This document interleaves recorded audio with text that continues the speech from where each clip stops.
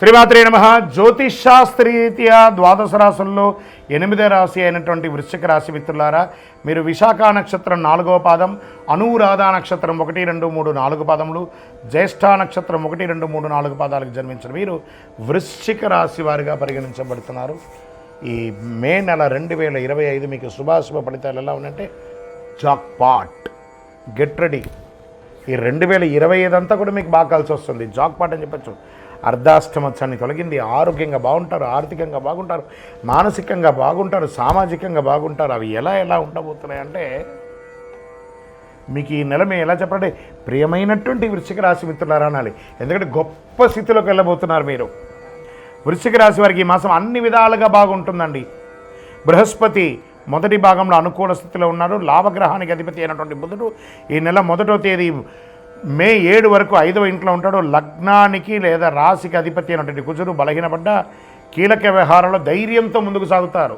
రాజకీయ నాయకులకి ఇది యోగ కాలం. ఫస్ట్ ఎత్తగానే రాజకీయం ఎత్తుకున్నాను చూసారా. రాజకీయ నాయకులు పెద్ద పదవులు పొందుతారు లేదా గొప్ప నిర్ణయాలు తీసుకుంటారు. చేపట్టిన పనిలో కార్యసిద్ధి కలుగుతుంది.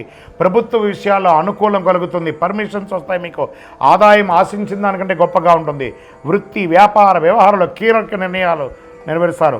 సంతాన విషయంలో శుభాశుభ వార్తలు ఉంటాయి. జీవిత భాగస్వామితో సరి అయిన అవగాహన ఉంటుంది. టూర్ కూడా వెళ్తారు. నూతన గృహ నిర్మాణం పనులు అద్భుతంగా సాగుతూ ఉంటాయి. ఉద్యోగస్తులకి జీతభత్యాల విషయంలో శుభవార్తలు అందుకుంటారు. నిరుద్యోగ ప్రయత్నం ఫలిస్తుంది. ప్రభుత్వ ఉద్యోగం ప్రైవేటు ఉద్యోగం అన్ని రకాలుగా పడుతుంది. ప్రభుత్వ వ్యవహారాల్లో లాభసాటిగా జరుగుతుంది. మాస చివరన ధనపరంగా చిన్న ఇబ్బందులు రావచ్చు. ఆస్తిలో సమస్యలు సున్నితంగా తీరుతుంది. పాత వాహనాన్ని మార్చి కొత్త వాహనం కొనే అవకాశాలున్నాయి. దూర ప్రయాణాలు వాయిదా వేయడం మంచిది. చిన్ననాటి మిత్రులతో విందు వినోద కార్యక్రమంలో పాల్గొంటారు.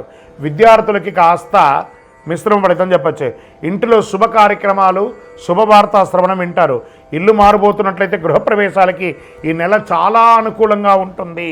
ఈ నెలలో అనారోగ్యం, గాయాలు లేదా మీ ఆరోగ్య బలహీనపడే అవకాశాలు ఉంది. విద్యార్థులకు చాలా మంచి సమయం.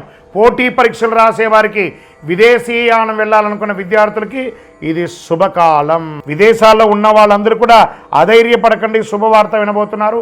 మీకు కూడా మంచి రోజులు వచ్చేసింది. మీ యొక్క డాక్యుమెంట్స్ అంతా కూడా జాగ్రత్త. షేర్ మార్కెట్ చాలా లాభదాయకంగా ఉంటుంది, అందుకని అతిగా ఆడకండి. మీడియా రంగం వారికి చాలా బాగుంటుంది. ఐటీ రంగం వారికి బాగుంటుంది. వ్యవసాయదారులకు అద్భుతంగా ఉంటుంది. ఈ నెల లక్కీ డేస్ 5, 7, 9, 12.